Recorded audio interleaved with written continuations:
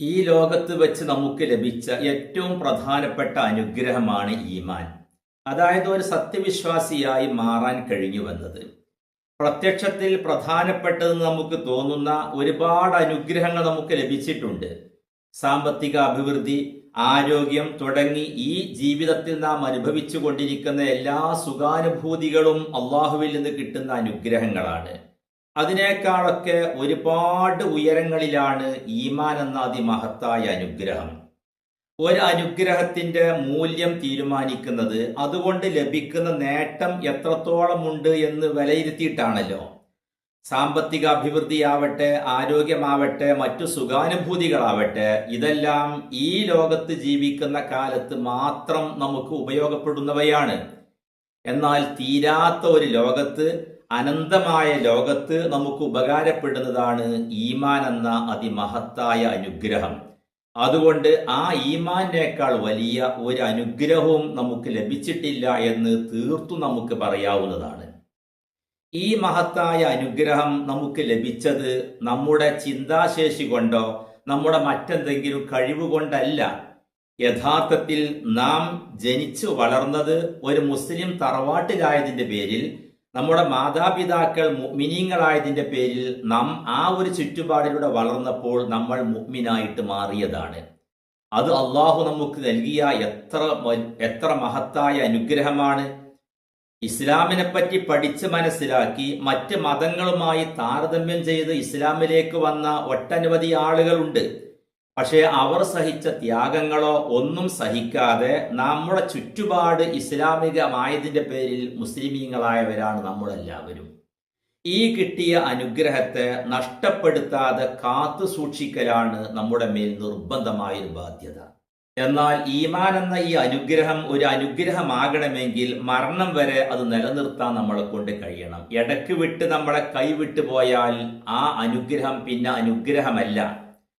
വിശുദ്ധ ഖുർആനിൽ അല്ലാഹു തആല ഈ കാര്യം കൃത്യമായി നമ്മെ അറിയിക്കുന്നുണ്ട്.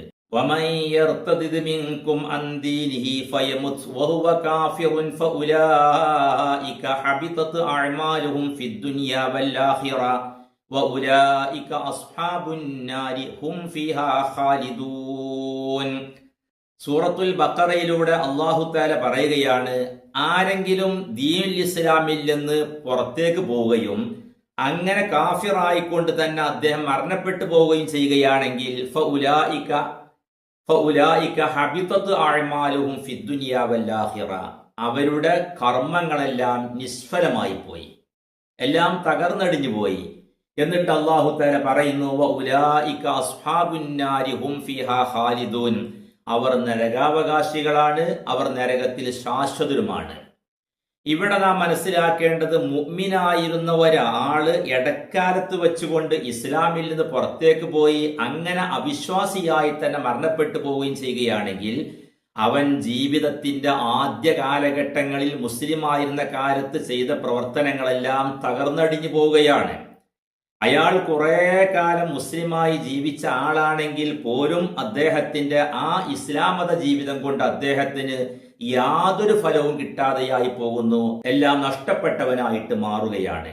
അതുകൊണ്ട് തന്നെ അള്ളാഹു നൽകിയ ഈ അനുഗ്രഹമായിട്ട് നമുക്ക് നിലനിർത്താൻ പറ്റണമെങ്കിൽ ഇസ്ലാമിൽ നിന്ന് പുറത്തു പോവാതെ മരണം വരെ മുഅ്മിനായിട്ട് ജീവിക്കാൻ നമുക്ക് സാധിക്കണം. ഒരൽപ്പം ഭൗതിക വിദ്യാഭ്യാസം നേടുമ്പോഴേക്ക് ഞാൻ സ്വയം ചിന്തിക്കാൻ പ്രാപ്തനായിരിക്കുന്നു എന്ന് സ്വയം അഭിമാനിക്കുകയും അങ്ങനെ പരിശുദ്ധമായ ദീനുൽ ഇസ്ലാമിനെ ചോദ്യം ചെയ്യുകയും തള്ളിപ്പറയുകയും ചെയ്യുന്ന ഒരുപാട് ചെറുപ്പക്കാരായ ആണുങ്ങളും പെണ്ണുങ്ങളുമൊക്കെ വർത്തമാന കാലഘട്ടത്തിൽ സോഷ്യൽ മീഡിയയിൽ പ്രത്യക്ഷപ്പെടാറുണ്ട്. മീഡിയകളെ മുമ്പിലേക്ക് പ്രത്യക്ഷപ്പെടുമ്പോൾ ആരെയൊക്കെയോ സുഖിപ്പിക്കുവാൻ വേണ്ടി, കയ്യടി വാങ്ങുവാൻ വേണ്ടി അസംബന്ധം പറയുകയാണിവർ. വിവരമില്ല എന്ന കാര്യം വിവരമില്ലാതെയാണ് സത്യത്തിൽ ഇവർ സംസാരിക്കുന്നത്. യഥാർത്ഥത്തിൽ ഇത്തരം ചൈതികളെ കൊണ്ട് അവർ ചോദിച്ചു വാങ്ങുന്നത് വലിയ അപകടമാണ് എന്ന് മനസ്സിലാക്കാൻ അവർക്ക് കഴിവില്ലാതെയായിപ്പോയി. ഇസ്ലാമിൽ നിന്ന് തന്നെ പുറത്തു പോകുന്ന തരത്തിലുള്ള വളരെ മോശപ്പെട്ട പദപ്രയോഗങ്ങളൊക്കെ ചില ആളുകൾ പ്രയോഗിക്കുന്നത് കാണുമ്പോൾ പറഞ്ഞു പോകുന്നതാണ്. ഈമാന്റെ വെളിച്ചം കിട്ടിയ ശേഷം ഇസ്ലാമിൽ നിന്ന് ഒരാൾ പുറത്തു പോവുക എന്ന് വച്ചാൽ അത് ഏറ്റവും മോശപ്പെട്ട പ്രവർത്തനമാണ്.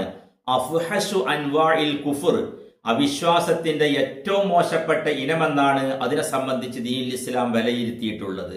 ഇനി അങ്ങനെ ഇസ്ലാമിൽ നിന്ന് പുറത്തേക്ക് പോയ ആളുകൾ വീണ്ടും തിരിച്ച് ഇസ്ലാമിലേക്ക് വരികയാണെങ്കിൽ, അടിസ്ഥാനപരമായി തന്നെ അവിശ്വാസിയായി ജീവിച്ചിരുന്ന ഒരാൾ ഇസ്ലാമിലേക്ക് വരുമ്പോൾ അദ്ദേഹത്തിന് നൽകുന്ന ആനുകൂല്യങ്ങളും ബഹുമാനവുമൊന്നും ദീനുൽ ഇസ്ലാം അത്തരക്കാർക്ക് കൽപ്പിക്കുന്നില്ല.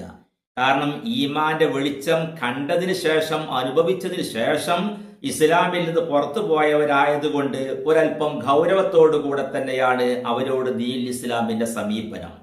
അടിസ്ഥാനപരമായി കാഫിറായി കഴിഞ്ഞിരുന്നൊരു മനുഷ്യൻ ഇസ്ലാമിലേക്ക് വരികയാണെങ്കിൽ ഇസ്ലാം വലിയ ബഹുമാനത്തോടു കൂടെയാണ് അദ്ദേഹത്തെ സ്വീകരിക്കുന്നത്. അദ്ദേഹം അത്രയും കാലം ചെയ്ത എല്ലാ തിന്മകളും അല്ലാഹു തആല പൂർണ്ണമായിട്ടും അദ്ദേഹത്തിന് ഒഴിവാക്കി കൊടുക്കുകയാണ്.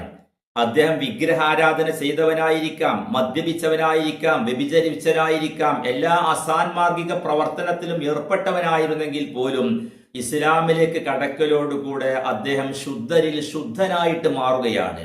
അദ്ദേഹത്തിന്റെ സർവ്വ പാപങ്ങളും പൊറുപ്പിക്കപ്പെട്ട് ഒരു പൂർണ്ണനായ മനുഷ്യനായിട്ടാണ് ഇസ്ലാം അദ്ദേഹത്തെ സ്വീകരിച്ചിരുത്തുന്നത്. ഇത്തരം ആനുകൂല്യങ്ങളൊന്നും ഇസ്ലാമിൽ നിന്ന് പുറത്തു പോയ ആൾ രണ്ടാമത് ഇസ്ലാമിലേക്ക് വരുമ്പോൾ അത്തരക്കാർക്ക് ദീനുൽ ഇസ്ലാം നൽകുന്നില്ല. അവൻ അവിശ്വാസിയായ കാലത്ത് ചെയ്ത കുറ്റങ്ങൾക്ക് അവൻ ശിക്ഷ അനുഭവിക്കേണ്ടി വരും. അതുപോലെ അദ്ദേഹം ആ സമയത്ത് നഷ്ടപ്പെടുത്തിയതായ നിസ്കാരങ്ങളാവട്ടെ, നോമ്പാവട്ടെ, അതുപോലത്തെ ദീനിയായ ബാധ്യതകൾ എല്ലാം അദ്ദേഹം ഖളാ വിട്ടുവാൻ, അയാൾ ഇസ്ലാമിലേക്ക് വന്നതിന് ശേഷം അതെല്ലാം നിർവഹിക്കുവാൻ അയാൾ ബാധ്യസ്ഥനാണ്. നേരെ മറിച്ച് ആദ്യമേ അവിശ്വാസിയായി ജീവിക്കുന്ന ഒരു മനുഷ്യൻ ഇസ്ലാമിലേക്ക് വന്നാൽ അതുവരെ നിസ്കരിച്ചിട്ടില്ലാത്തതിന് പ്രശ്നമില്ല. നോമ്പനുഷ്ഠിക്കാത്തതിന്റെ പേരിലോ മദ്യപിച്ചതിന്റെ പേരിലോ മറ്റ് എന്ത് ചെയ്തതിന്റെ പേരിലും അവനെ ശറഅ് കുറ്റപ്പെടുത്തുന്നില്ല. വിശുദ്ധ ഖുർആനിൽ അല്ലാഹു തആല പറഞ്ഞു, ഖുല്ലില്ലദീന കഫറു ഇൻ യന്തഹു യുഗ്ഫർ ലഹും മാ ഖദ് സലഫ്. നബിയെ, അങ്ങ് അവിശ്വാസികളോട് പറയുക, അവർ അവിശ്വാസത്തിൽ നിന്ന് പിന്തിരിയുകയാണെങ്കിൽ, ഇസ്ലാമിലേക്ക് കടക്കുകയാണെങ്കിൽ അവർക്ക് എല്ലാം പൊറുക്കപ്പെട്ടിരിക്കുന്നു എന്നവരോട് പറയണം.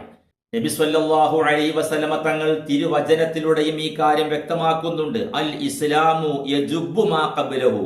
ഇസ്ലാം അതിന് മുമ്പ് കഴിഞ്ഞു പോയ എല്ലാം മായ്ച്ചു കളയുന്ന പ്രസ്ഥാനമാണ്. അഥവാ എന്ത് തന്നെ തിന്മകൾ അവരുടെ ഭാഗത്തിൽ നിന്നുണ്ടായിട്ടുണ്ടെങ്കിലും അതെല്ലാം ഇസ്ലാമിലേക്ക് കടക്കലോടുകൂടെ മായ്ക്കപ്പെടുകയും അവർ ശുദ്ധരായിട്ട് മാറുകയുമാണ്. അതുകൊണ്ട് തന്നെ ഇസ്ലാം എന്ന അള്ളാഹു നമുക്ക് നൽകിയ ഈ മഹത്തായ അനുഗ്രഹം ഒരു അനുഗ്രഹമായി നമുക്ക് ഉപയോഗപ്പെടണമെങ്കിൽ ജീവിതാവസാനം വരെ ഈ അനുഗ്രഹത്തെ നിലനിർത്താൻ നാം ബാധ്യസ്ഥരാണ്. അതിന് വിഘാതമാകുന്ന തരത്തിലുള്ള പദങ്ങൾ പ്രയോഗിക്കുമ്പോൾ, പ്രവർത്തനങ്ങൾ ചെയ്യുമ്പോൾ എല്ലാവരും ശ്രദ്ധിച്ചു വേണം പ്രവർത്തിക്കുവാൻ. അല്ലാത്ത പക്ഷം നാം ഇസ്ലാമിൽ നിന്ന് നാം അകന്നു പോയാൽ നമ്മുടെ ഒരു വലിയ പരാജയത്തിലേക്കാണ് അത് വഴിവെക്കുന്നത് എന്ന് നാം മനസ്സിലാക്കാതിരിക്കാൻ പറ്റില്ല.